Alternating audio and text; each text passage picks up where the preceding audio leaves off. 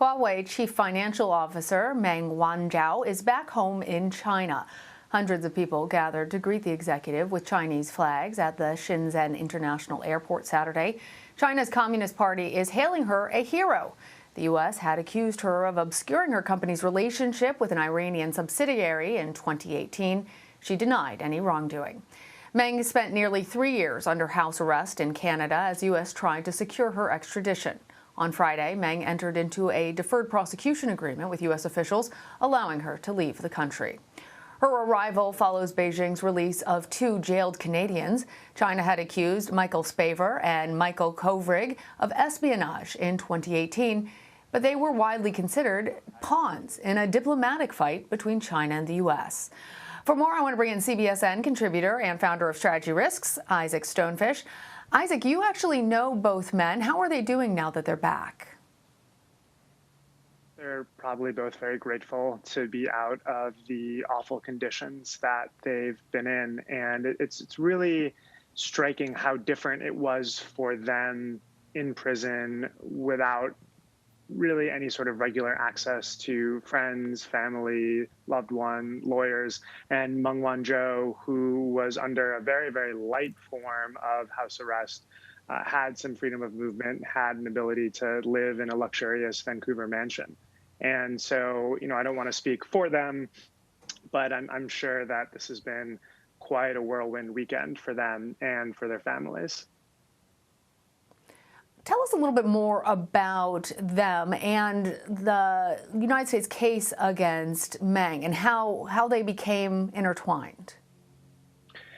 It's really striking throughout it. So December 1st, Canada detains Meng, claiming that she lied about links between a certain company that Huawei was affiliated with and Iran, and so committed a sanctions violation. And then 9 days later, Beijing detains Michael Kovrig and Michael Spavor, who were both living in China at the time. Spavor was an entrepreneur working mostly with North Korea. He arranged that notorious basketball trip that Rodman took where he met Kim Jong-un.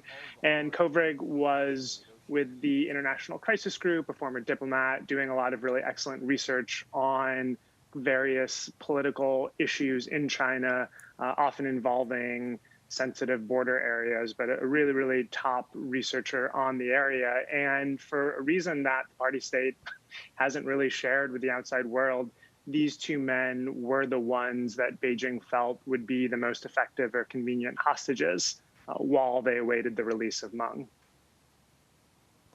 Well, Chinese officials are calling her a national hero now. They say that her return is a victory over the West. Why has she drawn so much attention there? It's rare for, well, one of it is, frankly, her gender. It's rare for females to have senior business roles. She's the daughter of the founder of Huawei, which is seen as a national champion and which has very close ties with Beijing. And it is something that Chinese state media is really portraying as a big victory for China. This idea that China stood up against the corrupt and decadent, unfair West, which was trying to keep China down. And, as is often the case with Chinese state propaganda, the truth is a lot more complicated and less pro-Beijing than how they like to paint it out. But she's getting a lot of attention. It certainly wasn't easy for her over the last couple of years, and it will be fascinating to see how she parlays this in terms of her own career and in terms of where Huawei goes. Will she take over for her father as the head of Huawei? It's a possibility that we'll see how this evolves.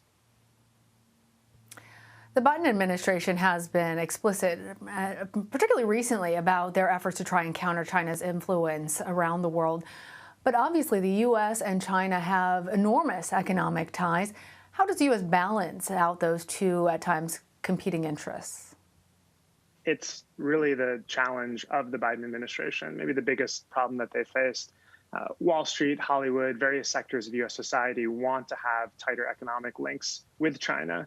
And there's a lot of really fantastic opportunities for companies that do invest in China at the same time. Beijing is committing genocide in Xinjiang, the northwest region, where upwards of a million Muslims have been imprisoned. And China does pose a great threat to U.S. dominance.